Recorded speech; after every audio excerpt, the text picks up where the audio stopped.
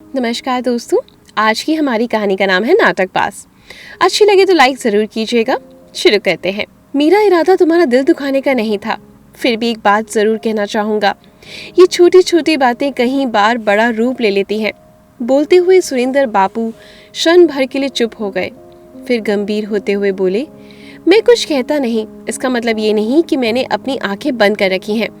मुझे सब नजर आता है कि कैसे छोटी बहू दिन भर काम में लगी रहती है और बड़ी बहू आराम फरमाती रहती है। पिताजी, आप कहना क्या चाहते हैं कि मेरी पत्नी कुछ नहीं करती? शायद आप भूल गए हैं कि माँ के जाने के बाद एक यही है जिसने पूरे घर को संभालने के लिए जान लगा दी थी। पिता की सुन बड़े बेटे ने अपनी पत्नी का पक्ष लिया। मैं कब मना कर रहा हूँ कि बड़ी बहू जिसने पूरा घर संभालने में जी जान लगाया, और बड़ी बहू ने कितने त्याग करे हैं। सुधा के जाने के बाद बड़ी बहू ने अपना फर्ज बखूबी निभाया। छोटी की शादी में माँ बनकर सारे रस्म रिवाज निभाए। बड़ी बहू ने सुधा की कमी कभी महसूस ही नहीं होने दी, लेकिन छोटी बहू के आते ही एकदम से बदल गई। तुम पति हो इसलिए तुमने ये बदलाव महसूस नहीं किया होगा। मैं घर का मुखिया हूँ, मैं सब कुछ चुपचाप दिखता हूँ, ये सोचकर घर की औरतों के मामले में कुछ नहीं कहता। मेरे बोलने से कहीं घर की शांति भंग ना हो जाए। पिताजी, आप जो कहना चाहते हैं खुलकर कहिए। बड़े बेटे ने पिता का हाथ अपने हाथ में लेकर कहा। सुरेंद्र बापू ने गहरी सांस ली और बोले, बड़ी बहू ने इतने सालों में जो कुछ भी इस घर के लिए किया, उस हिसाब से देखा जाए तो छोटी बहू ने कुछ भी नहीं किया। लेकिन इस सब में छोटी बहू का क्या दोष? आते ही ये कहकर उसके कंधे पर पूरे घर की जिम्मेदारी लाद दी गई। आज तक मैंने संभाला, अब तुम्हारी जिम्मेदारी बनती है। यहाँ तक फिर भी ठीक था, लेकिन जब छोटी बहू पेट से है तब भी बड़ी बहू घर के काम में उसकी मदद नहीं करती। तब तुम ही बताओ, बिना माँ की बच्ची कहाँ जाए बेचारी।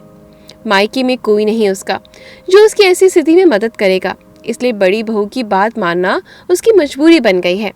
बस मैं इतना चाहता हूँ कि तुम अपनी पत्नी को समझाओ कि ये छोटी बातें एक दिन झगड़े का कारण बन जाती हैं। मान लिया छोटी बहू चुप है, लेकिन कब तक? जब उसके सब्र का बांध टूटेगा तो इस घर में कलेश होना तय है। एक ना एक दिन पत्नी के साथ अन्याय होता देख छोटा बेटा भी आखिर कब तक चुप रहेगा? तुम एक बार कोशिश करके देखो, शायद बड़ी बहू समझ जाए कि समझदारी एक साथ मिलकर रहने में है, ना कि किसी की मजबूरी का फायदा उठाने में। पिता की बातें सुन बड़े बेटे ने अपनी पत्नी को बहुत समझाने की कोशिश करी, लेकिन उसके व्यवहार में कोई परिवर्तन नहीं आया। क्योंकि छोटी बहू पेट से थी, इसलिए उसे अलग करने की बजाय सभी ने चुप्पी साध ली। डिलीवरी के 20 दिन भी नहीं हुए थे, एक दिन बड़ी बहू चीखते हुए बोली, छोटी, अब तुम बहुत आराम कर लिया, कल से काम पर लग जाओ। अब मुझ में हिम्मत नहीं कि मैं तुम दोनों के लिए रोटियां सेकती रहूं। जेठानी की बात सुनकर छोटी बहू दूसरे दिन से काम पर लग गई। सर्दी का महीना था, शीत लहर भी काफी बह रही थी। ऐसे में सुबह सुबह उठने से छोटी बहू को ठंड ने जकड़ लिया। सर्दी जुकाम से हालत पस्त हो गई। माँ की खराब तबीयत का असर नवजात शिशु पर भी था, उसे भी सर्दी लग गई।